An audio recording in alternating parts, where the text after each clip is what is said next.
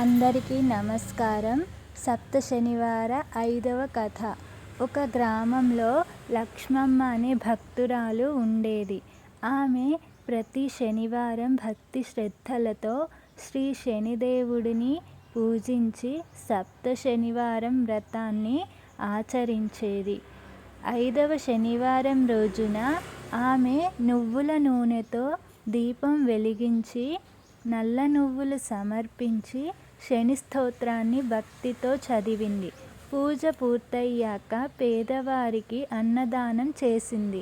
ఆ రోజు శనిదేవుడు వృద్ధ బ్రాహ్మణుడి రూపంలో ఆమె ఇంటికి వచ్చి భిక్ష అడిగాడు. లక్ష్మమ్మ ఎంతో గౌరవంతో భోజనం పెట్టి దక్షిణం ఇచ్చి పంపించింది.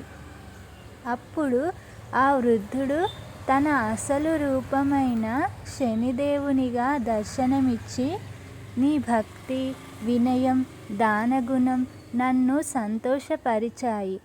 నీ కుటుంబంలోని కష్టాలు తొలగి ఆయురారోగ్యాలు, ఐశ్వర్యం, సుఖశాంతులు కలుగుతాయి అని ఆశీర్వదించాడు. అప్పటి నుంచి లక్ష్మమ్మ ఇంట్లో ఆనందం, శ్రేయస్సు పెరిగాయి. కుటుంబ సభ్యులు సుఖ సంతోషాలతో జీవించారు.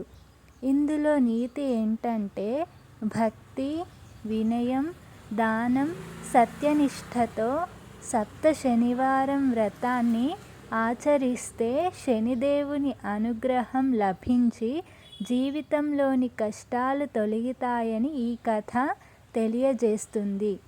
ఈ కథ విన్నవారికి, చదివిన వారికి సకల సౌభాగ్యాలు కలుగుతాయి.